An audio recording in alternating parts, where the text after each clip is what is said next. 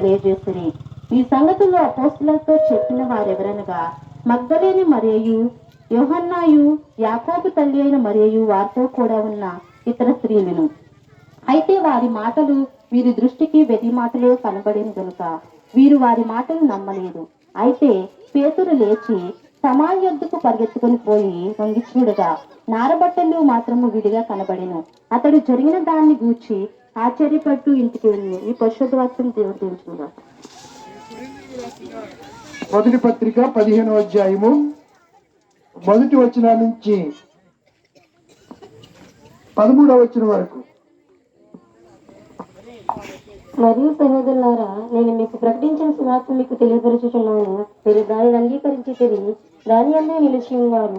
మీ విశ్వాసం వృద్ధమైతేనే గాని నేను మీ ఉపదేశ రూపంగా సువార్త మీకు ప్రకటించుతున్నాను.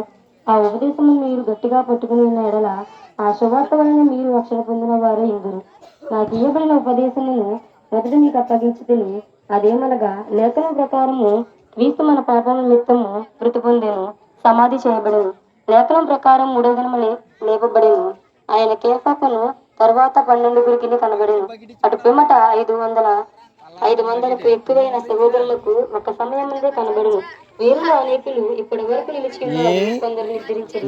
తర్వాత ఆయన యాకోబుకు, అటు తర్వాత అపోస్తలులకు కనబడెను. అందరికీ కడపట ఆ కాలం ముందు పుట్టిన వారికి కనబడెను. ఏలయనగా నేను అపోస్తలులందరిలో తక్కువవాడను, దేవుని సంగమునకు హింసించినందున అపోస్తలులకు కనబడకు యోగ్యుడను కాను. అప్పుడు నేనేమై ఉన్నానో అది దేవుని కృప వలనే అయి ఉన్నాను. మరియు నాకు అనుగ్రహింపబడిన ఆయన కృప నిష్ఫలం కాలేదు గాని వారందరికంటే నేను ఎక్కువగా ప్రయాసపడితిని. ప్రయాసపడినది నేను కాను, నాతో తోడై ఉన్న దేవుని కృపయే. నేనేమని వారేమని అనగానే మేము ప్రకటించున్నాము, అలాగనే మీరు విశ్వసించుదురు. క్రీస్తు మృతుల నుండి లేపబడి ఉన్నాడని ప్రకటింపబడినట్లుగా మీలో కొందరు మృతుల పునరుద్ధానం లేదని ఎట్లు నమ్ముచున్నారు? మృతుల పునరుద్ధానం లేని ఎడల క్రీస్తు కూడా లేపబడి ఉండలేదు. మరియు క్రీస్తు లేపబడి ఉన్న ఎడల మేము చేయు ప్రకటన వ్యర్థమే, మీ విశ్వాసం వ్యర్థమే. తన పరిశుద్ధ వాక్యములను మన వినికిడిలో దీవించి ఆశీర్వదించును గాక. ఒకరు ప్రార్థన చేయండి. చిన్న ప్రార్థన, క్లుప్త ప్రార్థన. ఒకరు ప్రార్థన చేయండి ముందుకు వచ్చి.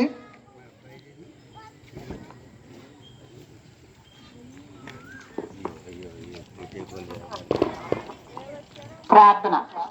స్తోత్రం నాయన, పరమండలం దాచిన రెండు పరమటాలు స్తోత్రం ప్రభా. మీ సమయం ఉంటుందండి. అలాగే ప్రభా మమ్మల్ని అందరూ క్షేమంగా ఉంచి తండ్రి. దినాన్ని చూడని వారు అనేక మంది ఉన్నారు కానీ మమ్మల్ని అయితే సజీవులుగా ఉంచి తండ్రి. ఇదిగో సమాధుల్లో చేరి తండ్రి నేను స్థుతించండిగా మా మధ్యన ఉన్నారని సెలవిస్తున్నావు ప్రభా. నీవు తండ్రి నన్ను సమాధిలో గుండి 3 దినము తెల్లవారుతామని లేచాడు ప్రభా. నీ తోడు పాటుకొని నాయన పితరులైనా నా బిడ్డలందరూ కూడా లేచారని నమ్ముతున్నాం తండ్రి. నాయన అని స్తోత్రం ప్రభా. బిడ్డలందరూ కూడా నన్ను ఇక్కడికి వస్తుండగా తండ్రి మీరు మా మధ్యన ఉన్నారు ప్రభా. నన్ను ఎల్లప్పుడు కూడా నా తండ్రి భక్తైన మరియు యాకోబు తల్లైన మరియు సలోమియో తండ్రి నాయన నీ సమాధి దగ్గరకు తొంగు చూడసినప్పుడు నాన్న సమాధిలో మీరు లేరు ప్రభా. నీ బట్టలు మాత్రం ఉన్నాయి ప్రభా.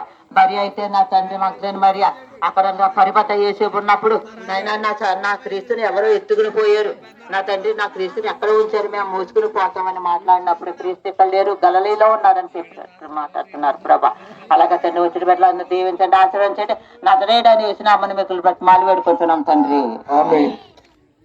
వాక్య భాగాలు చదివినటువంటి సహోదరునికి, మెంబర్ గారికి, సిస్టర్స్ కి, అలాగే ప్రార్థించినటువంటి తల్లి గారికి హృదయపూర్వక వందనాలు. దేవుని మహాకృపను బట్టి 2024వ సంవత్సరంలో ఈ ప్రశస్త ఉదయకాల సమయం, శ్రేష్టమైనటువంటి దినము పునరుద్ధాన ఆదివారం. అంటే శనివారం యూదులకు విశ్రాంతి దినం, ఆదివారము పునరుద్ధాన దినం, అంటే యేసు లేచినటువంటి దినం. యేసు ప్రభు వారిని శనివారం సాయంత్రం